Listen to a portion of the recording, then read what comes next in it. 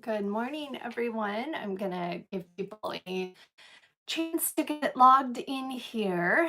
I am Tina Swithin, author of Divorcing a Narcissist and founder of One Mom's Battle.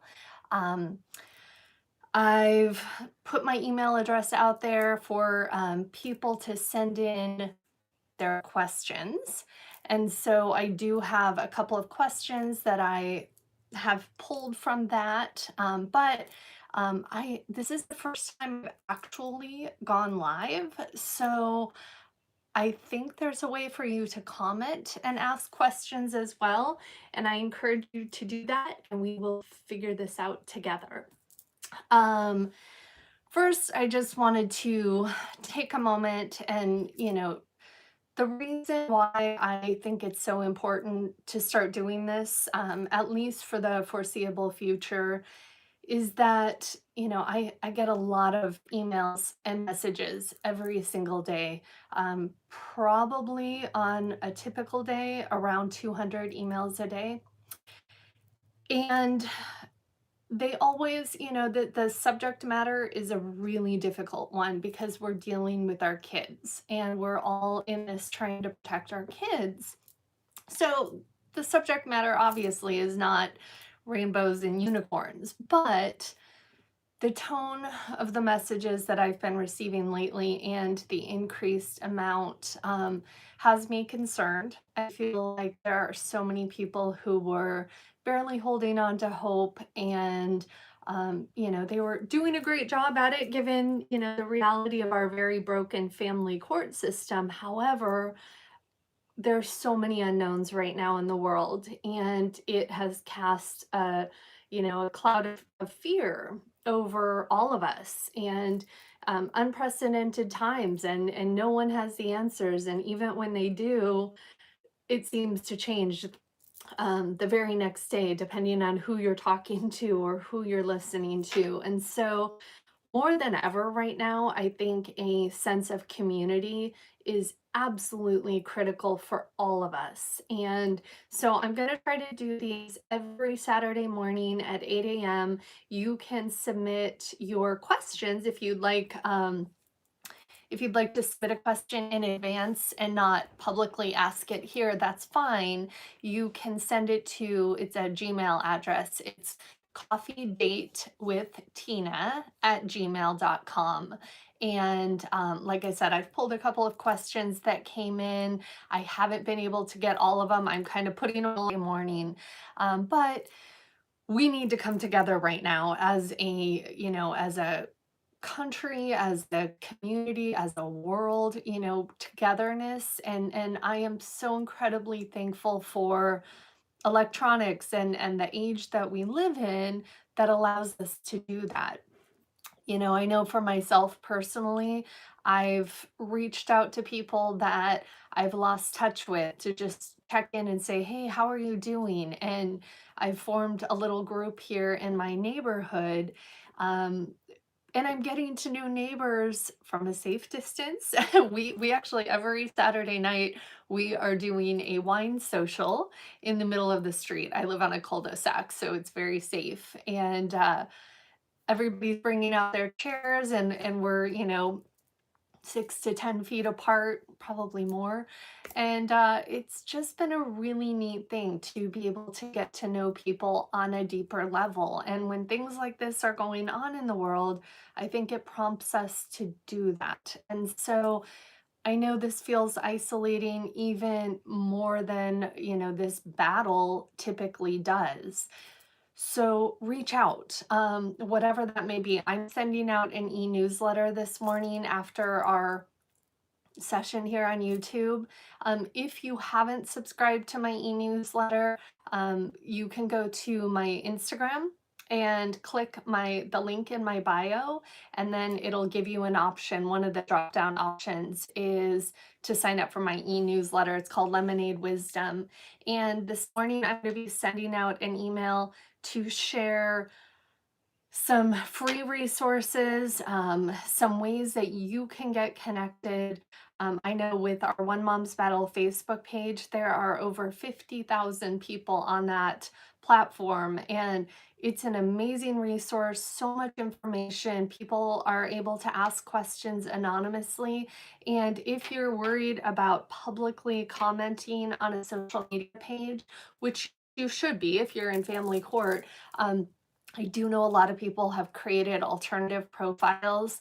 Um, with the help of friends or family, or you know use a Facebook account that is not going to affect your child custody case. And that's a topic that comes up often. Why is the One Mom's Battle Facebook page open to the public?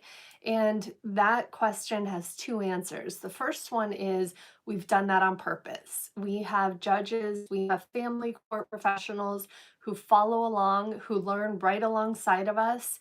I know that we hear most about the ones that are really bad, but I will tell you, there's some really good judges out there. There are some really good family court professionals, and they are on our page. And I keep it public because this issue has been kept in the dark for far too long.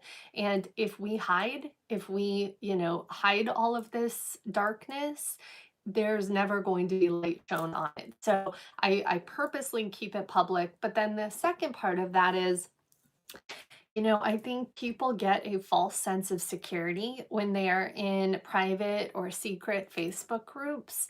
And I can tell you, as a 10-year family court advocate who, up until March, spent a lot of time in the courtroom over the past 10 years, both for my own case and for other people, I see Facebook subpoenaed often, and even deleted messages, even, in secret and private groups.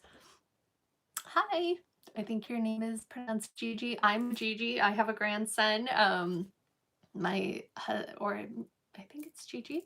I have a grandson. My husband has three boys that are older, and we have cute little Miles. He is just the light of all of our lives. So welcome to our YouTube channel.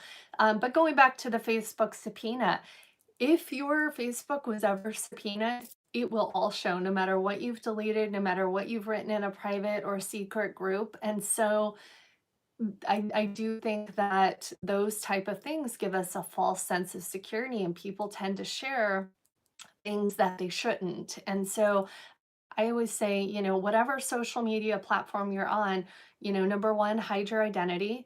And number two, don't put anything in writing unless you would feel comfortable looking the judge in the eye and reading whatever you've written out loud in court, because that's the unfortunate reality of what we are all facing when we're in this. So that's the long and short of the One Mom's Battle Facebook page. um, I do want to answer a couple of questions that have come through. One of them is, my son is not, I'm kind of reformatting this because I think I know what she means. My son is going to or getting to daycare at 10 or 11, sometimes not until 2 or 3 p.m. when he's at his dad's house. I know things aren't going to change once my son starts school, because dad has a sleeping disorder, among other things. Dad also doesn't brush son's teeth, among other concerns. But I cannot suggest on school nights that son stays with me. Um, First, I want to say, I have to issue my fine print disclaimer. I'm not an attorney. I cannot give legal advice. Ultimately, any advice, needs to be run through your attorney, who is your voice and your advocate in the courtroom.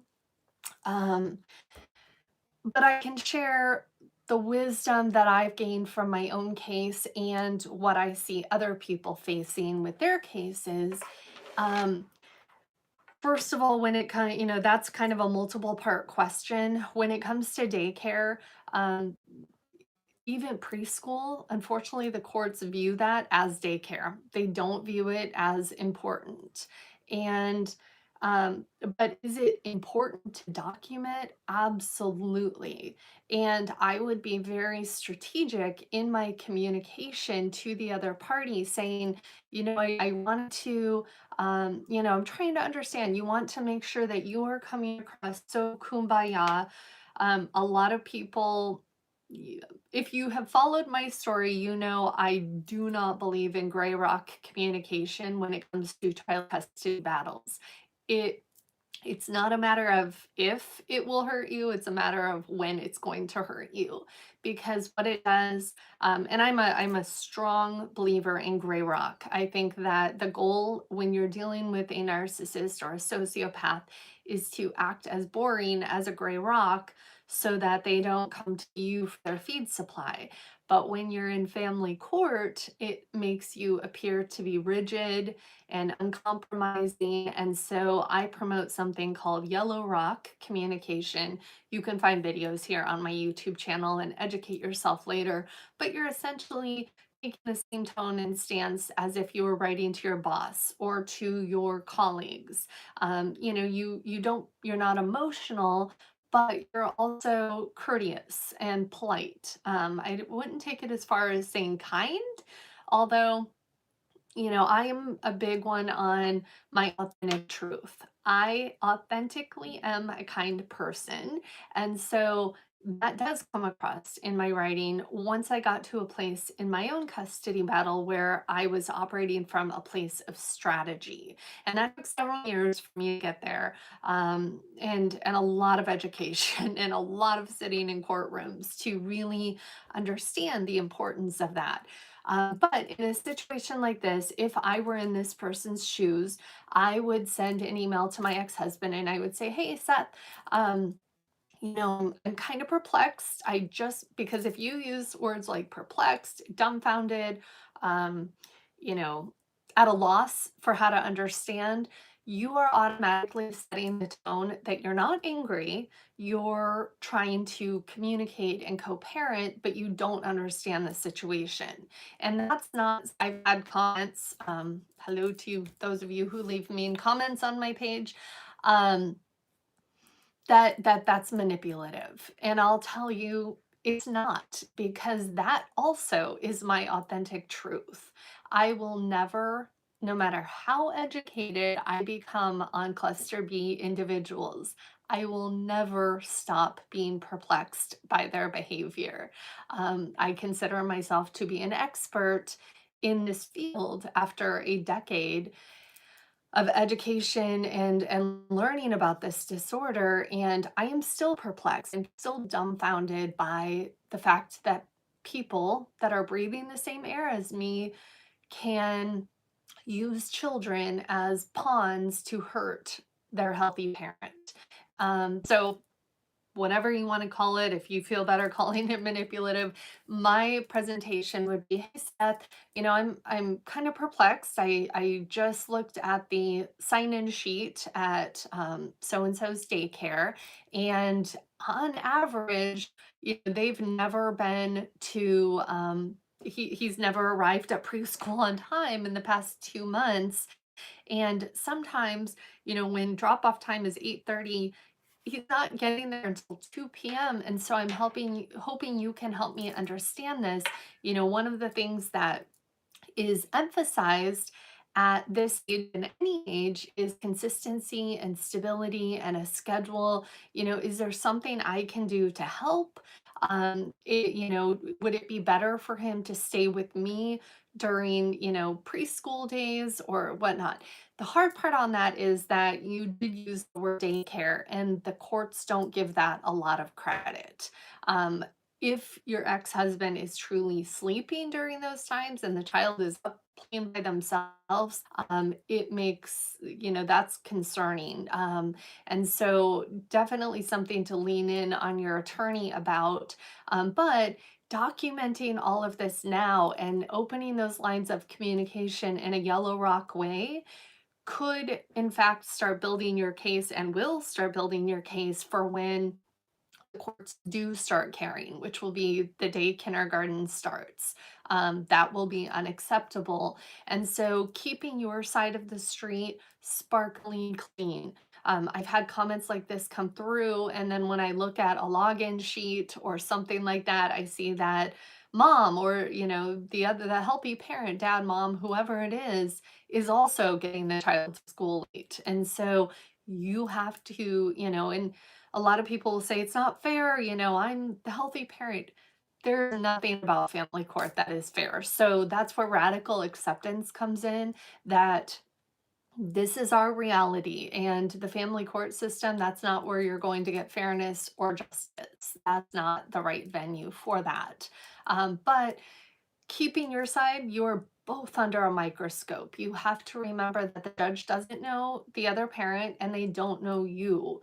And so keeping the water clean versus muddy is going to be critical. It puts more pressure on us as a healthy parent. And no, that's not fair, but unfortunately it is what it is. She also went on to say, dad doesn't take care of hygiene, doesn't brush teeth, that type of thing.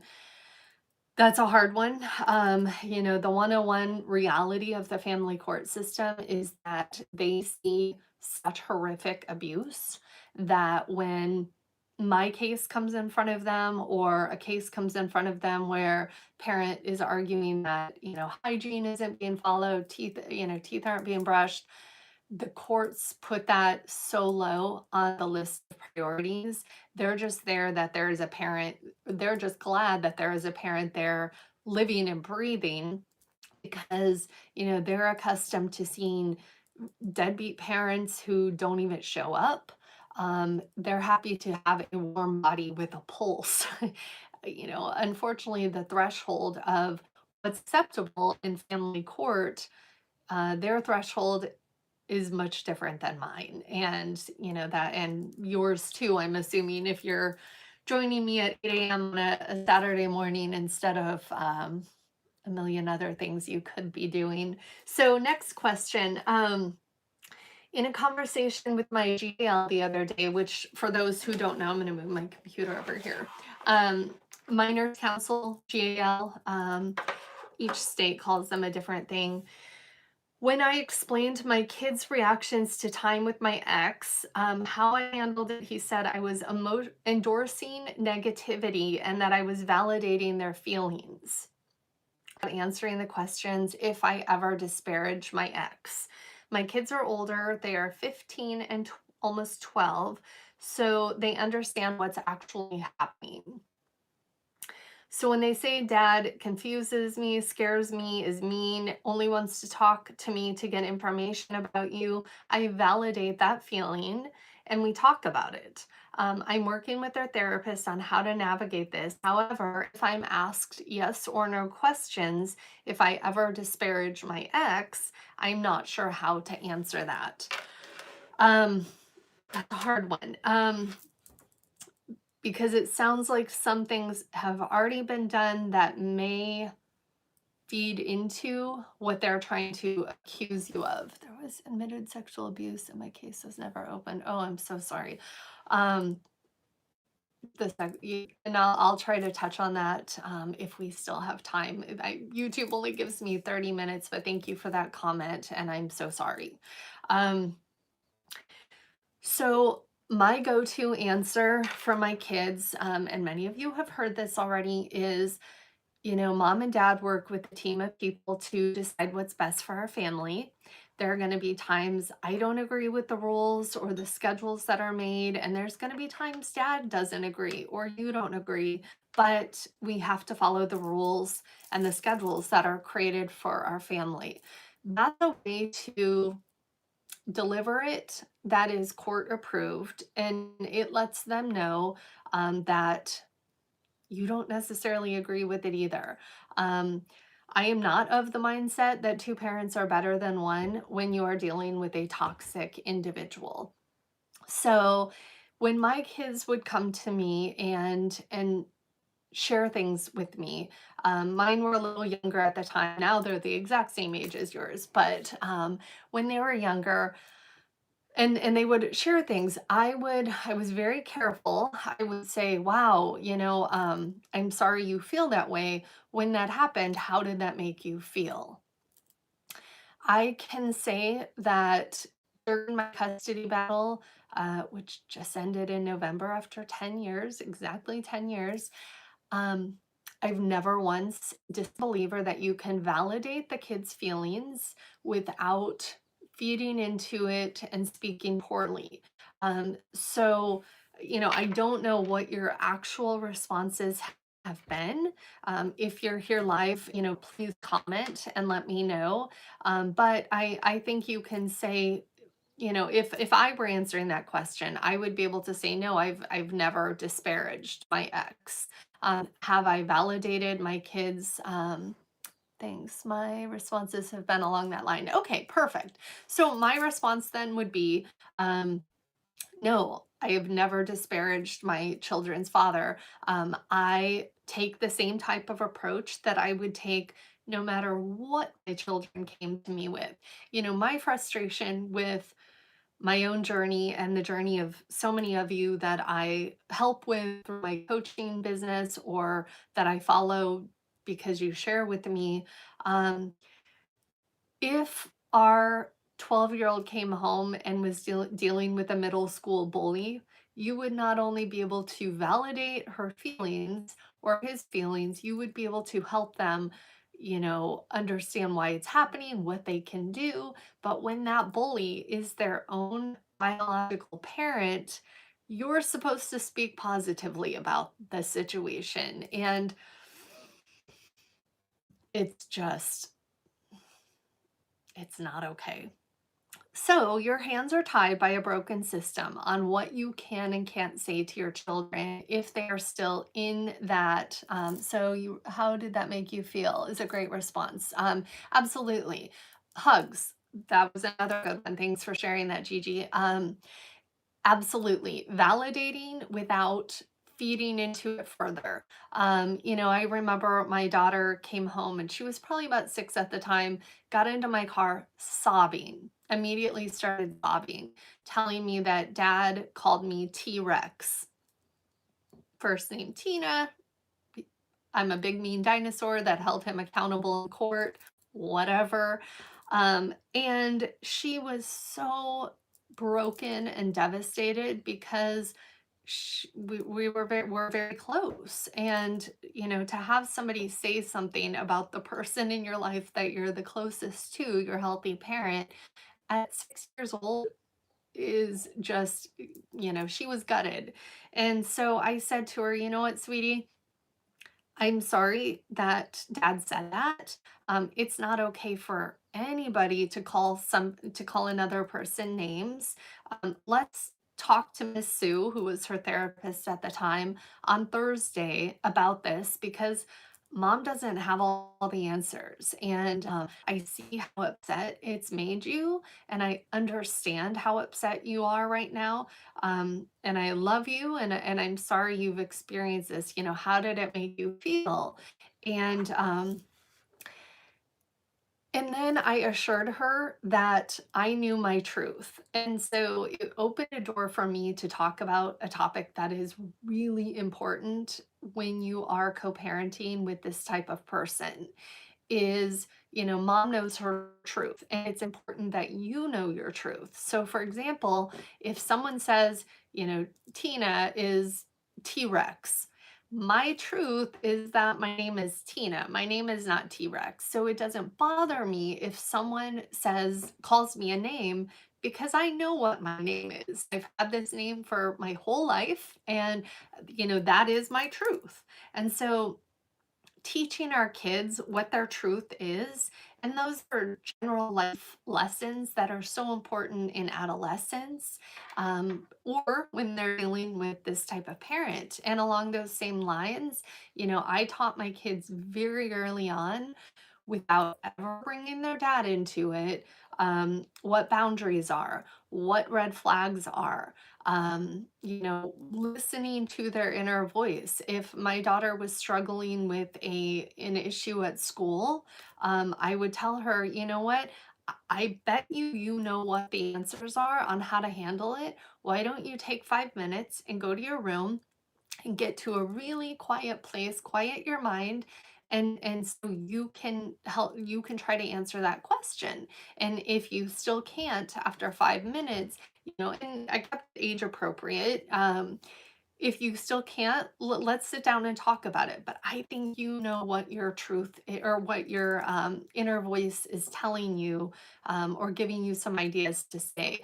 I saw an example years ago at a donut shop here in San Luis Obispo that I loved so much, and I incorporated it into my parenting with my kids. So I was standing in this coffee shop, and there was a mom and a little girl, and she was probably kindergarten age. And mom said, "How many donut holes do you want?" And the little girl said, "I want 5."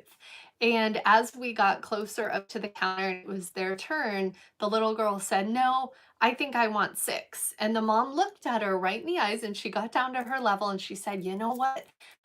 When I asked you that question, your intuition told you that 5 was the right number for you, and I think you should always trust that, and so let's do 5." And the little girl was like, "Oh, okay." That was one of the I felt like crying and hugging this mom that I didn't even know in the middle of the donut shop, because it's all of those little things that we teach our kids that build their foundation so that they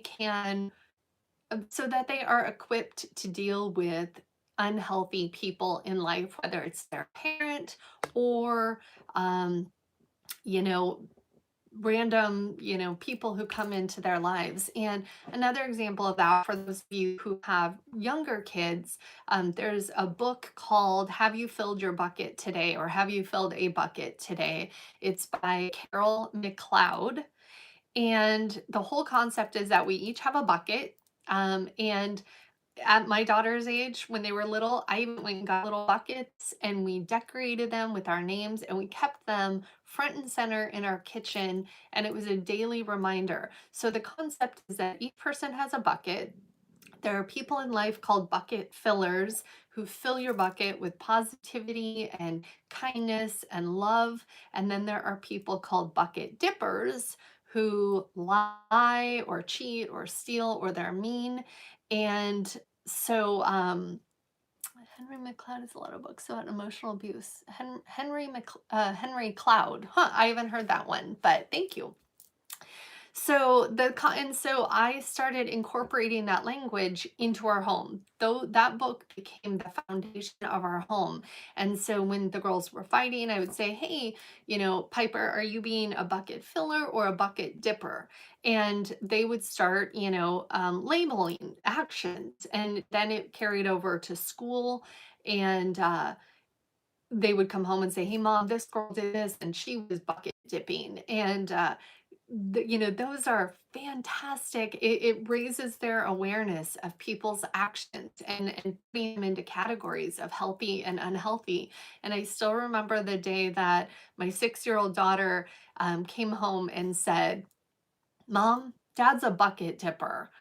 And I thought she just connected the dots on her own, and it was so powerful. And I said, "Oh, that's interesting. What makes you think that? Do you want to share it with me?"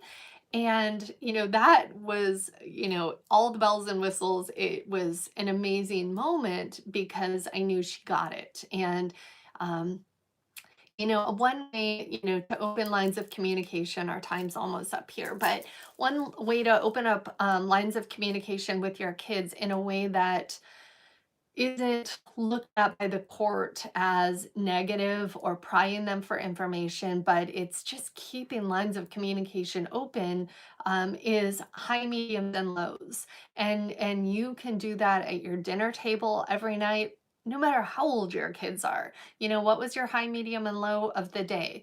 Ask them every single day about school, about friendships, whether they had a sleepover. "Hey, what was your high, medium, and low today?" Start getting them to categorize those things so they can articulate it better. YouTube's going to cut me off. Happy Saturday, you guys.